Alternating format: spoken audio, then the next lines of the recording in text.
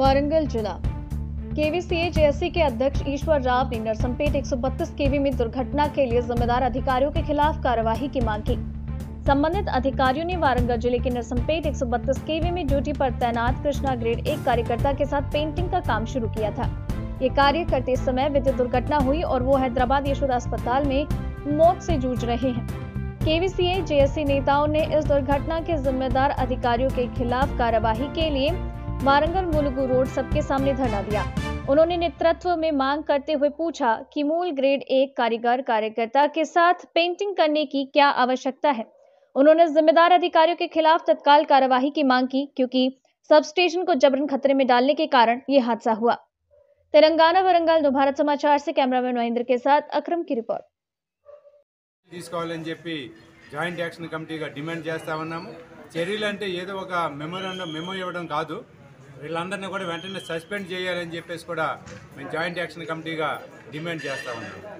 అసలు ఈ కృష్ణ అనే కార్మికుడు గ్రేడ్ 1 కార్మికుడు, అంటే డిప్లొమా చదివినటువంటి క్యాండిడేట్ తోటి ఇక్కడ ఉన్నటువంటి ఏడీఈ డిఈ ఏఈలు పెయింటింగ్ వేపిస్తూ ఉన్నారు సబ్ స్టేషన్లో। పెయింటింగ్ వేయించినప్పుడు ఆ ఫీడర్కి ఎల్సీ తీసుకోవాలి, ఆ ఫీడర్కి రైట్ లెఫ్ట్ సైడ్ ఉన్నటువంటి ఫీడర్లు కూడా ఎల్సీ తీసుకోవాలి।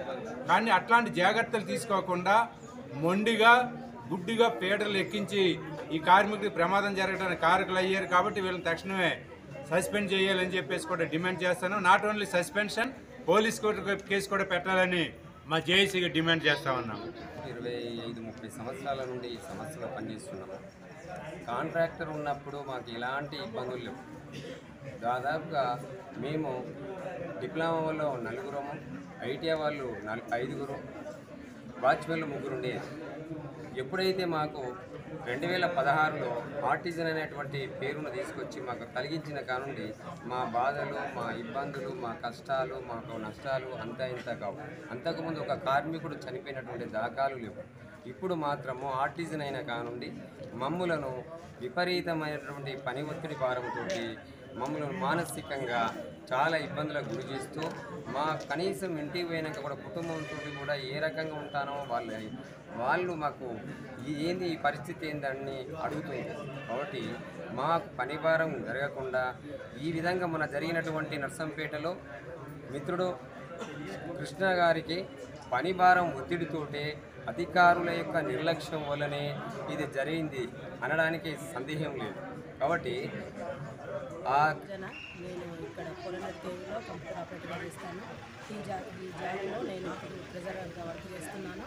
ఈ జాబ్ పిలుపు మేరకు ఈరోజు మేము ధర్నా ప్రోగ్రాం మొదలుపెట్టడం జరిగింది। గాయపడినటువంటి కృష్ణ గారికి మెరుగైన వైద్యం అందించే విధంగా మన ఆఫీసర్లు ప్రయత్నం చేయాలి।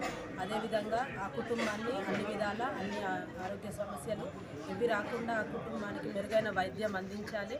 అదేవిధంగా ముందు ఇలాంటి అవరోధాలు ఏవి జరగకుండా ఈ కాంట్రాక్ట్ ఆర్టిజన్ కార్మికులకు ఎటువంటి ముందు జరగకుండా సరైన సహాయ సహకారాలు అందించి వారికి మెరుగైన సేవలు చేయాలని ఈ కార్మికుల తరఫున మేము కోరుకుంటున్నాము।